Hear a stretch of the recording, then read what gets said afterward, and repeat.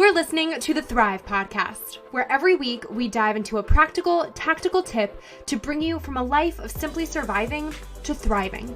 It's personal development for the everyday girl who is done with coasting through her days, done with feeling like she's missing out on the deeper meaning of her own life, and done with mediocrity once and for all. Because it's not enough to simply survive. You deserve to thrive. So by now you've heard that I wrote a book. Caffeinate Your Soul, 52 Monday Mantras has been my book baby for about 2 years now, and it is finally almost time to get your hands on a copy. Caffeinate Your Soul is now available for pre-order on Amazon.com and at Barnes & Noble online, and it officially releases on May 5th. So you can have a celebratory Cinco de Mayo margarita virtually with me while we dive into this thing together. I wanted to devote an entire Thrive episode to chatting Caffeinate Your Soul with you, to give you a bit about the book, sure, but really to take you behind the scenes with me for a little look at the making of Caffeinate Your Soul.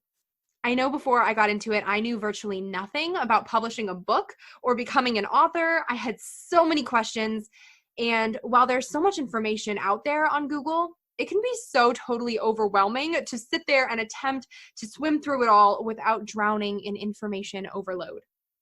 So I guess first, a bit about the book itself for any of you tuning in who might have no idea what the heck Caffeinate Your Soul is.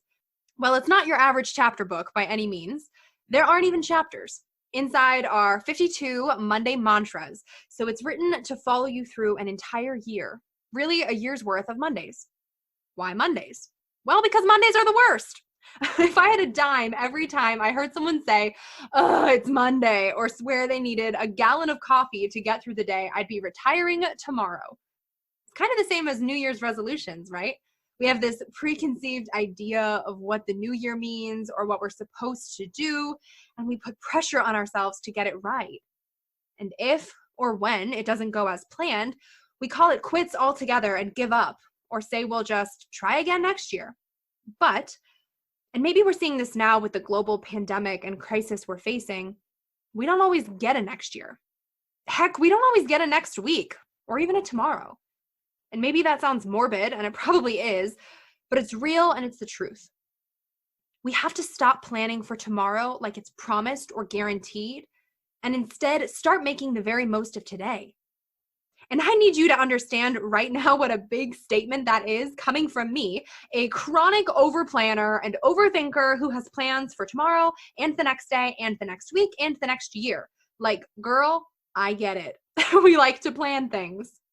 So this isn't to say don't make plans or have hope in the future, because that would be silly and probably impossible. We need hope. We need things to look forward to in life and things to get us excited about what's coming. The point is to not forsake the now for the next, because what's next isn't guaranteed, but right now is.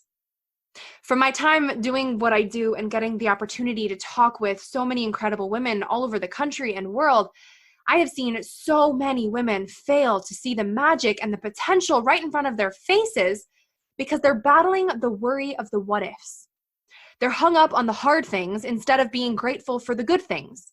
And they've got society's idea of who they should be or who they are, weighing more than who God says they should be or who they are. And I'm just not okay with that.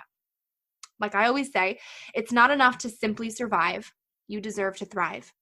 And when I say that, I don't just mean you deserve to thrive on days you feel like it, or days that don't have hard things, or days that are the weekend, or days that involve chips and dip and a really good margarita, although that always helps. You deserve to thrive every day, every damn day that ends in Y. I knew I needed to create something that could help you get to that place, something that could walk with you through a longer period of time to be there for the inevitable ups and downs of everyday life. But also something that didn't feel overwhelming or just like another to-do on your endless list, which I admittedly sometimes feel when I'm trying to manage a daily devotional and daily journaling and daily everything else and its mother, all before my daughter wakes up. So, Caffeinate Your Soul was born from this idea that we can attack our day with intention to feel better and be better, and we can start with one day a week, the one day that many of us might dread the most. We can start with that one day, Monday, and we can start shifting the script and changing the narrative and changing our perspectives about that one day. We start with one. And instead of worrying about keeping up a resolution or a goal for an entire year right off the bat, we just set our sights on day one. We take the 1 days that we've been stockpiling in our brains and on our hearts, and we start now on day one. It doesn't matter if it's the 17th Monday of the year. Heck, it doesn't even really matter if it's Monday. If Wednesday is the day you hate the most, screw Monday and read it then instead. The point is equipping you with these sip-sized bits of encouragement, stories of hope, and real tips and ways to make your Mondays more meaningful and manageable. You might not be a changed person tomorrow. You might not be made anew next week, and that's okay. You've got a whole year to get it right. You've got a whole year, 52 Mondays, to start again, to recommit to yourself, to make it happen, and then make it happen again and again and again, because practice might not ever make totally perfect, but practice makes a habit. And when we make good habits we keep, we have this whole new superpower within us to turn our changed days into changed weeks, into changed years, into changed lives. Okay, so each mantra is short and sweet. It's only a few pages, so you can read it with your morning cup of coffee, since that's fitting. And each mantra has a colorful illustration with it to help all of my visual learners like me in the house really solidify it in your brain so you can recall and remember it throughout the rest of your week. And then, every so often in the book, we have got a quarterly check-in with a few questions to get you thinking and remembering what you've read so far.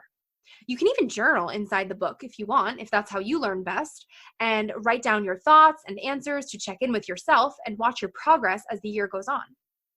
There's also some quotables throughout that are pulled and highlighted in case you weren't feeling the hottest one Monday and maybe speed read something or just forgot. I worked with the publishing team and my own to really figure out some key takeaways that were worth repeating in this bigger quoted way, so that if you needed just a sentence or two reminder, you've got it. All right, so with that, let's dive into some behind the scenes of the making of Caffeinate Your Soul. I first had the idea to write a book actually from a follower of my blog.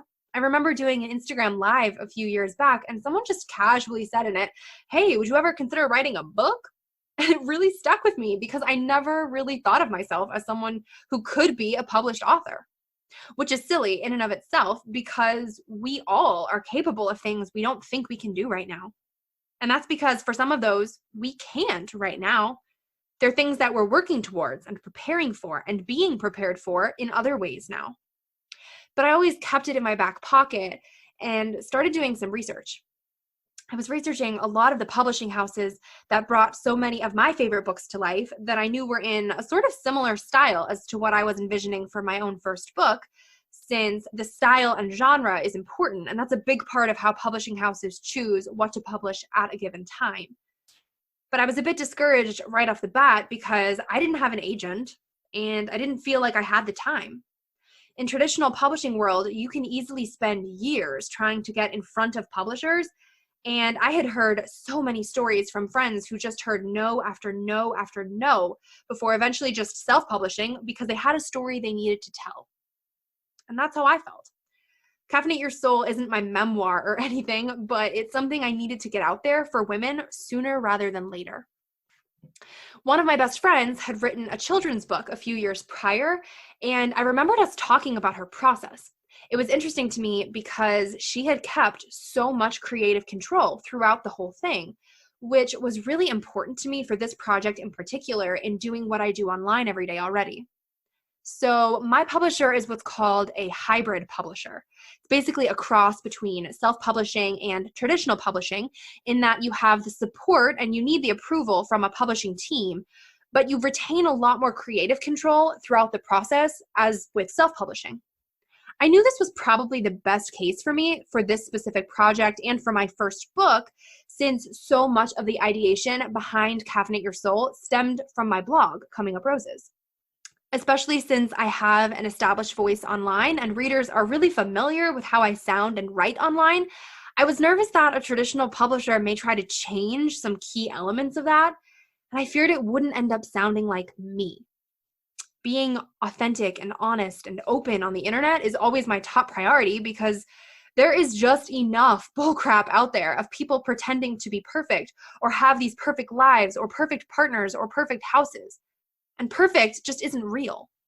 So if there was any sort of disconnect between the tone of my book and the tone of everything else I have out there online, that wouldn't be okay with me. And I wouldn't be able to put my name on something that didn't feel real to me. So I figured that the hybrid publishing route was likely the best bet for my first book. Obviously, I think with any aspiring author, the ultimate goal and dream is to write more than one book and to get paid to do what you love, love, love so much, to get a literary agent and land a book deal for a few books and have this set in stone plan for your future as an author. So my hope from the start was that a hybrid publisher would be a great stepping stone in that direction, where I would have this published book baby sooner rather than later that would or could hopefully catch the eye and spark the interest of bigger publishing houses that might be a good fit for future work together. My top priority was making sure this book was exactly what I needed and wanted it to be for you, that you would hopefully love and swear by it as much as I do, and that someone out there could see how important and valuable and useful it is for all of the women who get their hands on it. And maybe men. I mean, heck, my pop read half the book in one day, and my dad's just about done with his copy too. Once I got on the phone with the publisher, they loved my idea and wanted me on board. So I actually had a really, really quick turnaround time to get my manuscript into them. In traditional publishing world, you might have a year, maybe more. I had 2 weeks, literally. I essentially caved myself off and just wrote for 2 weeks straight. My eyes hurt, my fingers hurt, I had a headache, and I couldn't talk about it online at that point yet. So a few folks thought something bad had happened to me. Now, really, I had 2 weeks just based off of the projected timeline that we were originally aiming for, which eventually changed, as many things do. But to hit that timeline, that was all I had. If we had dragged it out more, I could have hypothetically had more time, but that was just the deadline with the printers that we were trying to make. So once it was submitted to the publisher, it went through an editing process on their end, which was actually pretty iterative back and forth because of how much creative control I had maintained. And beyond that, the publisher's graphic design team had to get started bringing my vision to life for all of the hand-drawn illustrations inside. So now this process turned out to be so much longer and so much more tedious than I originally envisioned, because as you can probably guess, getting 2 teams on the exact same page with every little detail of 52 drawings while only communicating about them over email can be a bit challenging. I mean, there were some instances where I hand drew things myself to send to the team to try to explain the vision in my head and bring it to life on paper. I was nitpicking everything from colors to fonts to if a letter G looked more like a letter B or if spacing was off or anything. They probably thought I was crazy, but I was just hell-bent on making this thing what I knew it could be and what I thought the eventual future readers of it deserved it to be, especially if it was going to be something that was sitting on their coffee table or desk for an entire year. It had to be beautiful and inspiring and fun and worth that coveted position, so I needed to make it right. In the meantime, while all of this was happening over email, I had to figure out the front cover. I had a few different visions for the front cover of my book from the get-go. First, I tried for a coffee shop latte vibe. Instagram-worthy latte art on a cozy coffee cup, sitting on a neat little table that screams, "Get lost here for a Tuesday," you know? I went to a local cafe, and apparently not a one barista present knew how to make latte art, but Lord help us all, they were willing to try. And try they did. They got something resembling art, and we called it a day, and I took about 152 shots with my own camera, standing on the table like a crazy person in the coffee shop. My publisher's design team started playing around with title text, but nothing was clicking. I didn't love anything. Frankly, I didn't even really like anything. And it definitely didn't have the right creative vibe for the project. So I scratched it entirely and tried to come up with something that better embodied this very active idea of caffeinating your soul. I mean, caffeinating itself is an action. It's the actual pouring into of your cup, and in this case, your soul. So it had to feel like being poured into, am I right? So next, I envisioned 2 coffee cups cheersing together. Ideally, 2 iced coffees with beautifully swirling insides of coffee meeting cream for this very active feel of fueling up with a girlfriend. In my head, it spoke to what this book really feels like for me, and hopefully for you too. A long anticipated coffee date with your bestie. I paid a butt ton of money to a professional photographer in the hopes of making it happen. The first mistake was entrusting Starbucks with the coffee order before driving to a photography studio. We ended up with black coffee and cups of cream, which was not the key to a beautiful swirling cheer shot. Instead, we got what looked like lukewarm coffee and hands. It didn't feel right, it didn't look right, and heck, the text didn't fit right either. My next thought felt like a winner-winner chicken dinner, but I knew I really wanted my mom to help bring it to life. So my mom actually shoots the vast majority of content on Coming Up Roses with me because she moonlights as my photographer. She is so good and she has such a natural eye. So I knew that she would just get my creative idea. And she also has make it happen mindset like me, where we could shoot and shoot until we got it right. So we did exactly that. We took a Saturday afternoon and hit the streets, literally. My dad brought over a crap ton of old Maxwell House coffee, enough for pitchers upon pitchers of the stuff, caffeinating not just our souls, but the whole dang neighborhood. I grabbed a few mugs and we just started shooting. I was pouring coffee from above as my mom captured everything. The whole cul-de-sac smelled like a fresh brew and was literally flowing through the storm drains, so I think elderly neighbors might have confused our photo shoot for an espresso rain.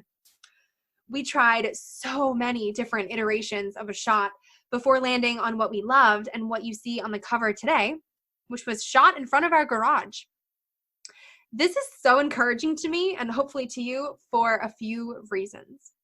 First, you don't need to pay a lot of money or have a lot of resources to make something worthwhile and beautiful. I mean, this isn't a no-brainer. There's art around us every day made from nothing at all. The best shot wasn't the one that cost way too much money in a professional studio, or even the one that involved an overly priced vanilla latte prop. It came from cheap jugs of old Maxwell House in my driveway. If you have the vision and find the talent, you can make it happen. Money won't be your breaking point. Just make the most with whatever you've got, whenever and wherever you've got it. Second, my mom was really scared of the word professional photographer. She didn't go to photography school. She's a nurse by trade, and a freaking great one at that. She taught herself everything she knows on a camera from Instagram and YouTube and a whole lot of Googling. My point is that never did she ever think that she'd be taking a picture with a camera that would end up on the cover of a book on Amazon and in Barnes & Noble and whatever other shelves this bad boy ends up. But she works so hard and doesn't quit and just does the dang thing. And look at that. Don't let yourself be limited by labels and titles. Follow your passion and work really freaking hard at it whenever you possibly can. Don't shy away admitting when you don't know something. That's what gives you the chance to figure it out or to do a little digging and learn something new. My mom has never assumed that she was too good to study from someone, and I frequently catch her at my house flipping through the little paper manual that comes in the camera box. She's a constant student at the craft, always down to experiment and frequently critiquing her own work to see how she can improve in the future. All that to say, it makes it all the more special to me that my very first book is covered by the most beautiful, epic shot that my mom took on my camera in our driveway. Just like I started my blog as a broke college student in a too tiny dorm room and not as some city-going socialite Martha Stewart wannabe living off of a rich husband. It just speaks to not needing to be the stereotypical definition of professional before doing something pretty dang pro. So, once the final manuscript was at a point where everyone was satisfied and it felt done and ready, it was off to the printers. And from there, it's a few more months, and then you get a release date. In the meantime, it becomes available for pre-orders online, which is the state we're in now, where you can hop on Amazon or Barnes & Noble online and put in your pre-order, which helps let the retailers and publisher know what kind of interest there will be in the book when it actually releases. So it's really important for things like Amazon's bestseller list to help get the word out when the book is actually available for Prime shipping. For folks who pre-order, the book automatically just ships right to you on release day. So here we are. It is so absolutely crazy and surreal to me to hold this beautiful little 8x8 hardcover book in my hands that was such a labor of love for so long, knowing how much went into it from so many people and how much support was there to get it to where it is today. I hope this was a helpful or fun or inspiring episode to tune into today to see a bit of the behind the scenes of what it took to bring Caffeinate Your Soul to life. And a huge thank you to each and every single one of you who have already pre-ordered the book. It is so helpful to authors to do that, and such a big show of support that just means the world to me. I wouldn't have been able to make Caffeinate Your Soul happen as I did if it weren't for you. For everyone who reads Coming Up Roses and follows along with my life and hangs out with me online every day. So I hope it really serves you the way you deserve to be served in your everyday life, at least on Mondays. So today and every day, I lift my mug and cheers to you. Cheers to writing books and making things happen. And cheers to choosing to becoming a better version of yourself. Not next year, not tomorrow, but right now, no matter the day of the week. Cheers to caffeinating your soul.